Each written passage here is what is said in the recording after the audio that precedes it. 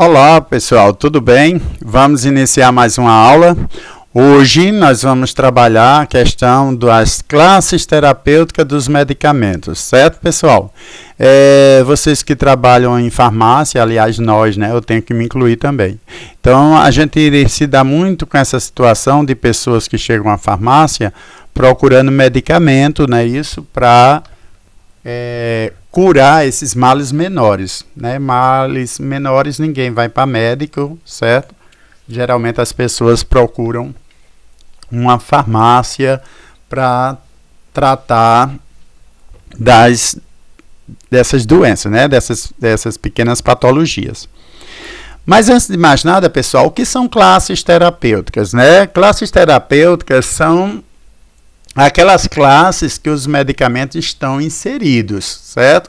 Então, quando eu falo no medicamento antihipertensivo, então eu lembro todos os medicamentos que estão dentro dessa classe, certo? Quando eu falo em medicamentos antigripais, então eu vou lembrar aí de todos os medicamentos que tratam da gripe, né? E lembrando que a gente tem na nossa classificação dos medicamentos, né, esse termo anti, né, porque no caso dos medicamentos alopáticos, eles trabalham no sentido contrário à doença, diferente da homeopatia. Lembram que a gente estudou? Então, no caso dos medicamentos alopáticos, certo, eles tratam a doença no sentido contrário, né? Então, é para combater a doença. Por isso que existe esse termo anti, né? Antigripal, antialérgico, né? Antitussígeno e por aí vai. Então, pessoal, classes terapêuticas, né? Então, existe uma grande variedade de substâncias, né? Que elas vão tratar, né? Vão estar dentro das ações terapêuticas dos medicamentos. A gente já também estudou em farmacologia que os medicamentos eles têm várias ações, né? Ação curativa, paliativa, sintomática, preventiva, não é isso? Mas a gente vai destacar aqui, né, no caso, duas situações, que é a curativa e a sintomática. Então, quando eu falo curativa, essa classe de medicamento, ela trata justamente da questão dos fármacos que realmente elimina, né, remove, no caso, as patologias, certo? Então, é o caso dos medicamentos antibióticos, tá certo? Então, ele trata a bactéria, ele destrói a bactéria. Então, ele é um medicamento de forma curativa. Já a sintomática não, pessoal, é um tipo de fármaco, de medicamento que trata daquele sintoma, mas que não trata da origem do sintoma, não é isso? Então, por exemplo, uma pessoa que está sentindo dor de cabeça, né? Vamos citar como exemplo, essa dor de cabeça, ela tem alguma origem, né? Então, o indivíduo precisa saber de onde está vindo essa dor de cabeça. Por que a pessoa está tendo dor de cabeça constante? Às vezes é um problema de vista, às vezes é um problema neurológico, um quadro de estresse, um quadro de hipertensão. Tem vários e vários fatores, né?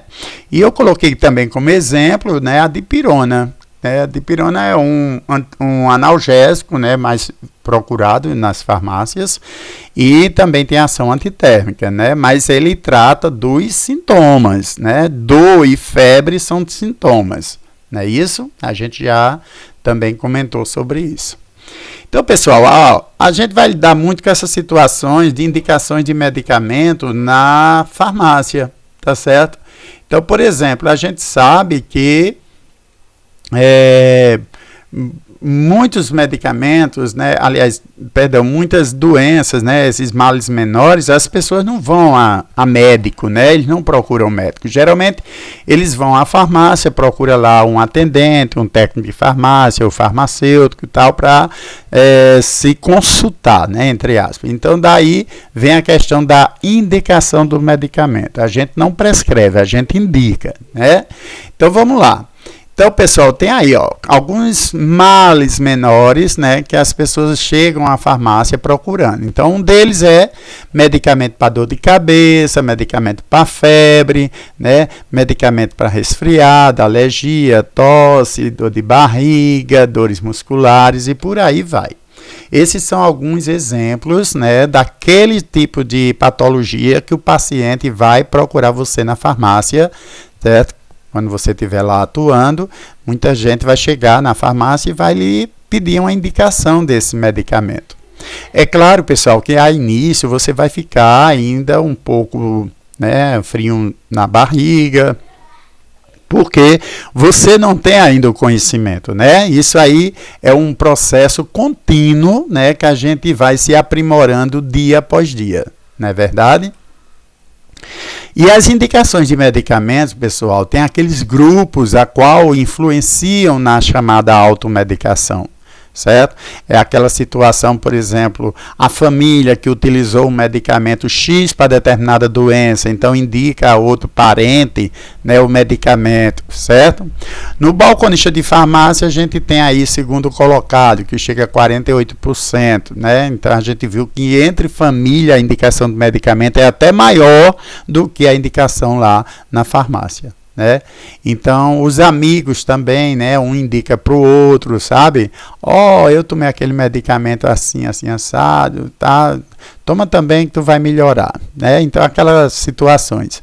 O vizinho, né, que muitas vezes chega para a vizinha tá lá com uma dor nas pernas, por exemplo, e aí eu comprei lá a pomada X, a pomada Y e foi boa, eu passei e aliviou bastante. Essas chamadas indicações, pessoal.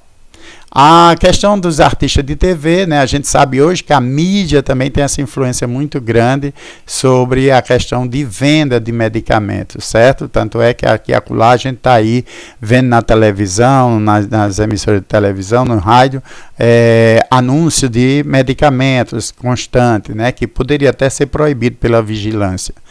Porém, a gente fica com alerta porque quando um artista famoso, um artista, né, conhecido, divulga um determinado tipo de medicamento, então aquele ouvinte, aquele telespectador que está lá acompanhando, ele termina sendo influenciado a fazer uso desse medicamento.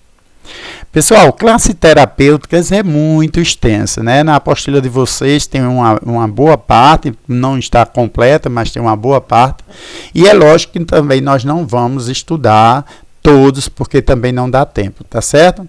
Então, por exemplo, hoje a gente vai falar na questão de alguns medicamentos, algumas classes terapêuticas que eu separei para vocês, tá certo? A gente vai estudar um pouco sobre a questão dos antialérgicos, os antihipertensivos, que eu achei importante passar para vocês, e também os medicamentos antitussígenos, né? Que é outra situação, a gente está vivenciando agora esse período de inverno, e a gente sabe que a procura é grande, né? Como também os antigripais.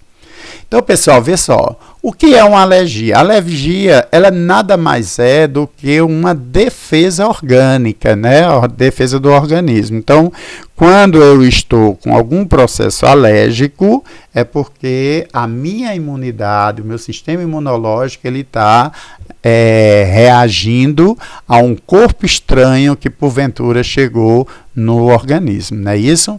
Então a alergia ela é individual. As pessoas elas podem ter alergia devido à mudança de temperatura, né, a mudança do clima, né, a gente está tempo frio, tempo quente, de repente o tempo esfria, então as pessoas que têm rinite alérgica, sinusite e etc, elas vão sofrer nesse período, né? Muitas pessoas têm alergia à poeira, né? Outras a alimentos. Eu, por exemplo, eu tenho alergia a camarão, então muitas pessoas têm alergia a determinados tipos de alimentos, né? Outros corantes que também não podem fazer uso, né? Outros têm alergia a medicamento, pessoal, prestem atenção, ó, é importante no ato da indicação eu lembrar desse detalhe, saber se meu paciente, meu cliente, se ele não tem alergia a algum medicamento. Às vezes a pessoa está lá e tem alergia à dipirona, por exemplo, né? E aí ele chega lá querendo um um relaxante muscular e de repente você indica lá o Dorflex, por exemplo, né, ou outro que contém no princípio ativo a substância da dipirona, e de repente essa pessoa pode ter um quadro de alergia, tá certo? Então é importante. Tem também a alergia por cheiro, né, cheiro forte, tinta, perfumes, enfim. São esses os quadros de alergia. E as alergias, pessoal, geralmente têm sintomas, né, apresenta sintomas, que é visível, né? Vamos dizer assim. Então, por exemplo, a rinite alérgica tem a história do nariz escorrendo, né? A questão do nariz entupido, coceira nos olhos, os olhos ficam vermelhos, a voz também chega a alterar. Então, isso são alguns sintomas da rinite alérgica. A conjuntivite alérgica, né, que termina sendo também uma situação assim bacteriana, né, que vai ocorrer a inflamação dos olhos, os olhos vão ficar vermelhos, isso também é outro quadro de alergia. A questão da urticária, que é essa coceira que dá na pele, né, no corpo, aí de repente apresenta aquelas brotoejas, aquelas vamos dizer, bolinhas e manchas vermelhadas no corpo, não é isso? E a outra também, pessoal, é o edema. O edema dá muito, principalmente se for alergia medicamentosa. Então, o indivíduo tem alergia de diclofenaco de sódico e de repente tomou um medicamento que tem diclofenaco de sódico, logo vai apresentar edema, que é o inchaço das mãos, dos pés, muitas vezes da face, dos lábios, dos olhos, e esses são os sintomas que ocorrem. E para a gente falar sobre a classe dos medicamentos antialérgicos, pessoal, é importante a gente saber, como já foi dito, né, que é um processo, a alergia é um processo de defesa do sistema imunológico. Então, os medicamentos antialérgicos, ele atua inibindo os efeitos da histamina. A histamina é justamente vamos dizer assim, a substância, né, que termina respondendo ao processo alérgico. As alergias, elas podem ter várias, como a gente já falou, certo?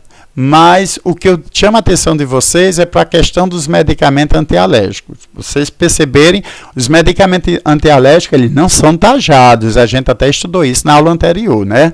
Eles não são taxados. Porém, pessoal, tem uma situação muito importante, tá? Que a gente também comentou sobre isso. Não é porque o medicamento não é taxado que ele não vai ter aquelas chamadas ações, reações, né? E ações adversas que o medicamento tem.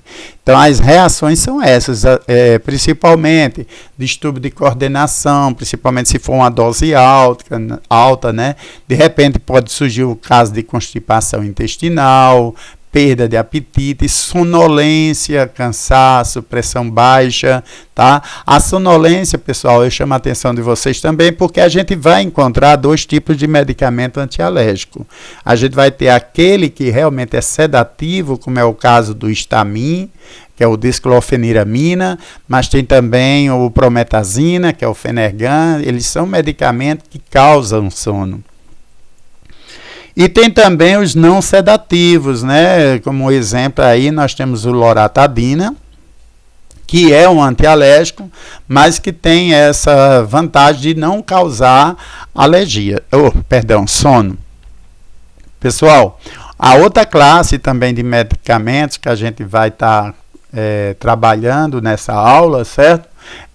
São os chamados antihipertensivos.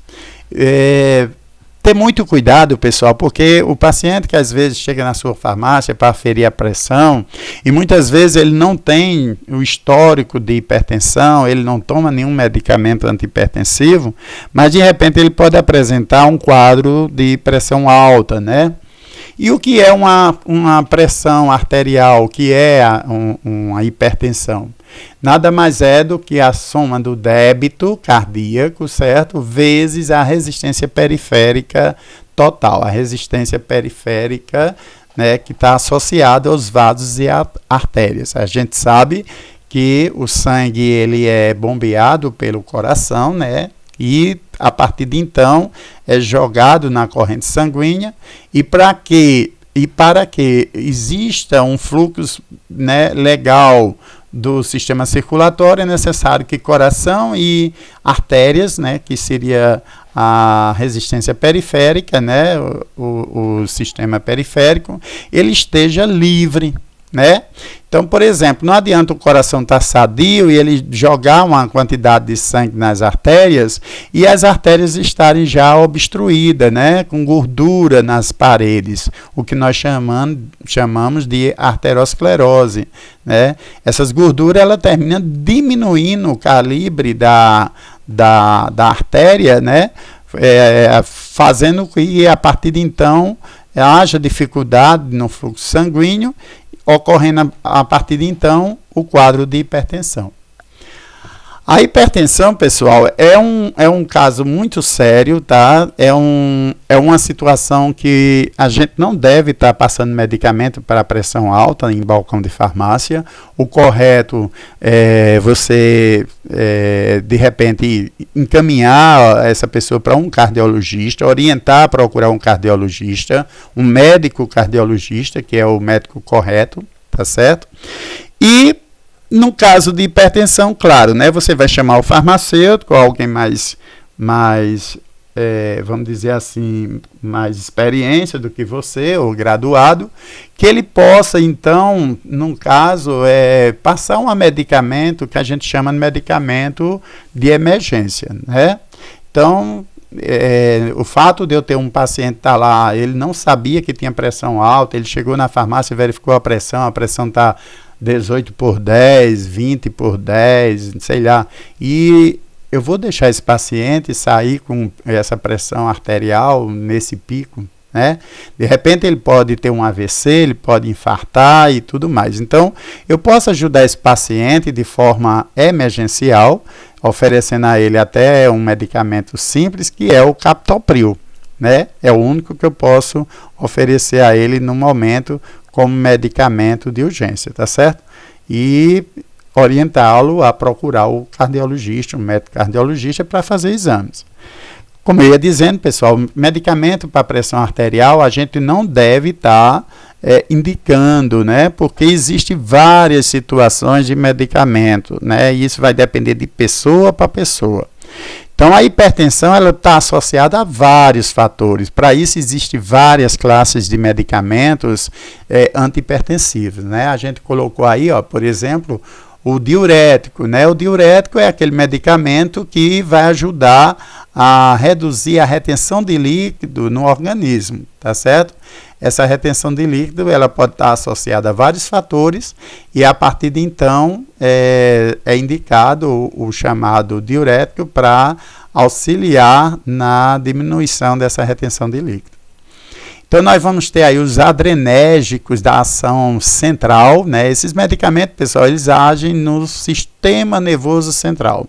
Então já é um outro tipo de fármaco que ele não vai ter ação no sistema circulatório, né? Então ele vai agir lá no sistema nervoso central. Tanto é que é o único que uma gestante, por exemplo, ela pode tomar em caso de quadro de hipertensão, tá certo? Vamos ter os bloqueadores beta e vamos ter os inibidores da ECA, né? A ECA, vocês vão ver muito falar nesse nome, que é uma enzima conversora da angiotensina. A gente já estudou que os medicamentos para poder chegar na corrente sanguínea, eles vão precisar de transportadores, né, isso para levar o fármaco para o interior da célula, tá certo? Que são chamados de receptores. Então, a enzima conversora da angiotensina seria uma delas, tá certo? E o interessante, pessoal, que os inibidores da ECA, né, são todos os medicamentos que terminam com pril, né? Então eu tenho aí captopril, ramipril, enalapril, lisinopril. Então todo medicamento que vocês ouvirem com terminado em pril, eles são inibidores da ECA, tá certo? Outra classe também de antihipertensivos são os chamados vasodilatadores, né? Então, por exemplo, o indivíduo ele tem o coração, fez eletrocardiograma, fez o ecocardiograma e não apresentou nada no coração. O coração dele está bom, porém ele está tendo um quadro de hipertensão. Por quê?